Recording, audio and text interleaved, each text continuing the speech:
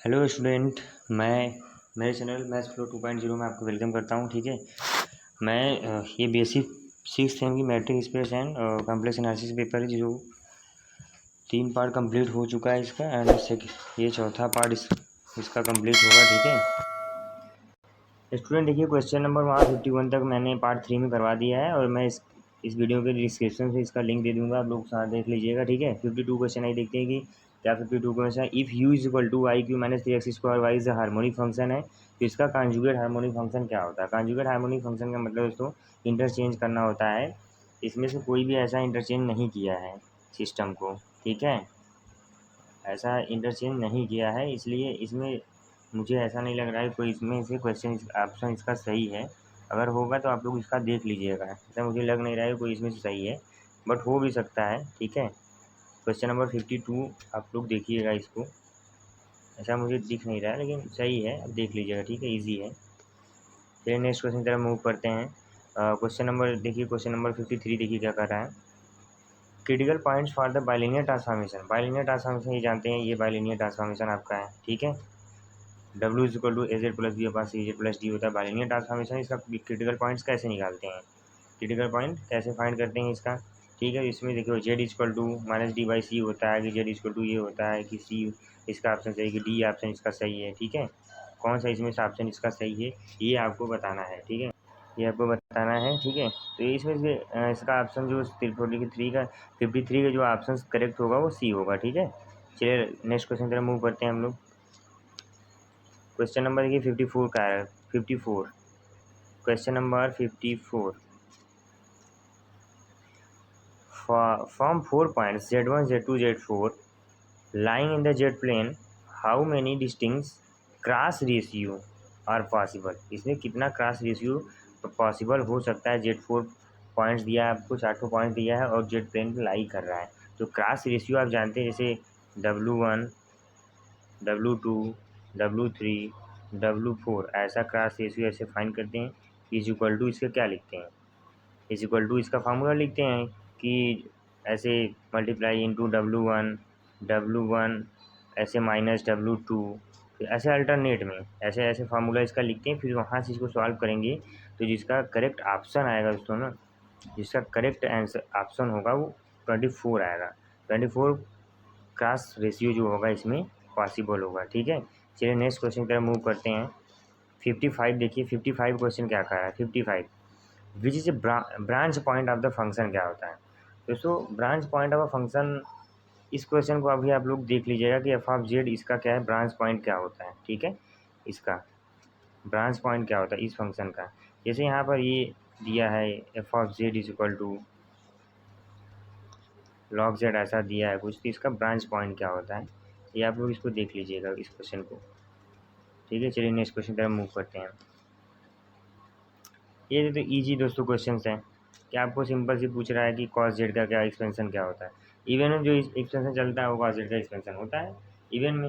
अब देख लीजिए कॉस जेड का इवन में। ठीक है, तो वही उसका एक्सपेंशन होता है। ठीक है, तो इवन में देखिए कॉस जेड का है तो इसका एक्सपेंशन बता दीजिए, आप इसका आंसर कमेंट बॉक्स में दीजिएगा। ठीक है, ईजी है एकदम है, मैं नहीं बताऊँगा इसका आंसर, कमेंट बॉक्स में आप आंसर करिएगा इसका। 57 देखिए, फिर the real part of the exponential I theta is क्या होता है, इसका रियल पार्ट क्या होगा।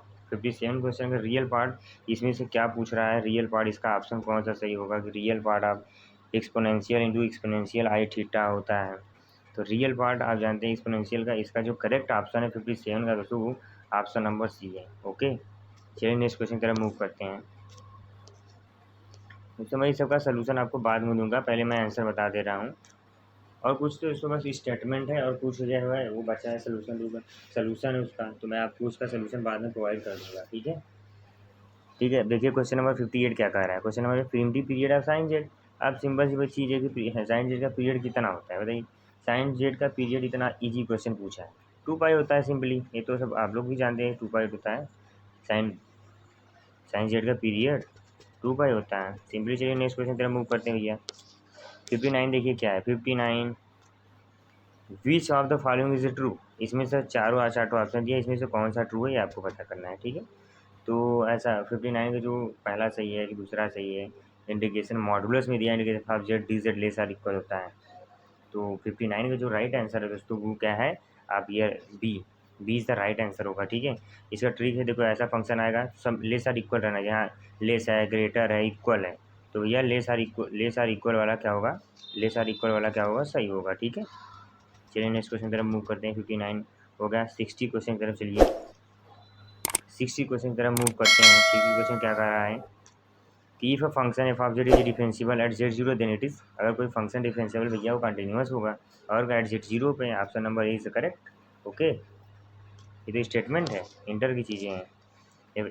61 देखिए, if of Z analytic inside and on a close contour C and A is a point inside C then the value of कितना होगा, इसका वैल्यू क्या होगा, 1/2 पाई। अब जानते हैं आप, ये डायरेक्ट फार्मूला लिखा गया है काउची इंटीग्रल का formula for N is equal to N रखने पर 1/f(a), right student. Okay, Cauchy integral का formula direct N equal to 1 रख देंगे, डायरेक्ट मिल जाएगा वो। चलिए नेक्स्ट क्वेश्चन की तरफ मूव करते हैं।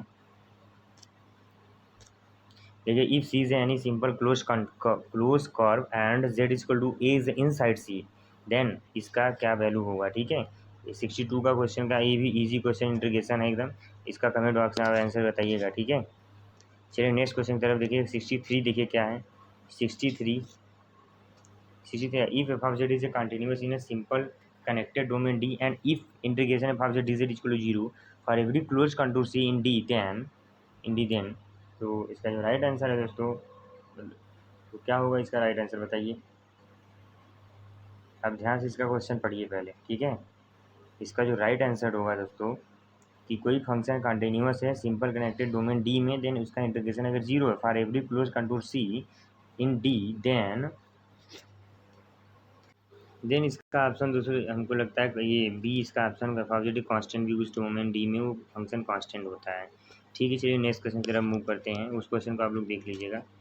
ठीक है, चलिए देखिए 64 का, if an entire function F of Z is bounded in absolute value for all Z, क्या होगा अगर कोई भैया एफ ऑफ जेड का बाउंडेड है अपने एब्सोल्यूट वैल्यू में, तो उसका जेड क्या हो सकता है, उसका जेड भैया कांस्टेंट होता है, वो फंक्शन ही कांस्टेंट होगा। ठीक है, ऑप्शन इज करेक्ट होता है, स्टेटमेंट है।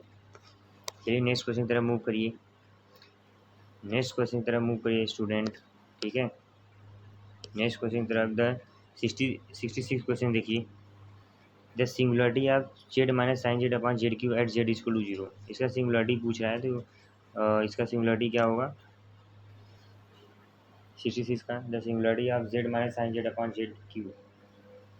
तो ये तो इजी क्वेश्चन है, इसेंशियल सिंगुलरिटी इसका ऑप्शन सही होगा। इसेंशियल सिंगुलरिटी कैसे सही होगा कि वहाँ पर आप लोग लगाते हैं limit Z tends to 0, Z tends to 0 और जेड माइनस ऐसे Z minus A F of Z पूरा फंक्शन, तो यहाँ से आप फंक्शन पूरा करेंगे तो इसेंशियल इसका जो वैल्यू निकालेंगे तो 1/6 आएगा, एक फाइनाइट वैल्यू आएगी, तो वो क्या होगा इसका इसेंशियल सिंगुलरिटी राइट आंसर होगा। ठीक है, चलिए क्वेश्चन नंबर 67 पे चलते हैं। ठीक है, 67 देखिए दोस्तों, क्वेश्चन नंबर 67 देखिए। 67 ये भी इजी डायरेक्ट फार्मूला है। ठीक है, direct 67 if Z is equal to A, if Z is equal to A pole of Z of order M, किसी भी आर्डर का पोल क्या उसका फार्मूला, किसी भी आर्डर का कोई पोल लगा उसका पोल कैसे निकालेंगे। ठीक है, तो उसका पोल कैसे फाइंड करेंगे, देखिए इसका डायरेक्ट फार्मूला क्या होता है, option number C 1/(-1 factorial D के पावर माइनस, ये पूरा फार्मूला है। किसी भी आर्डर का देगा, अगर उसको पूछ रहा है कि रेशियो क्या होगा उसका, इस फार्मूला से हम निकाल सकते हैं। ठीक है।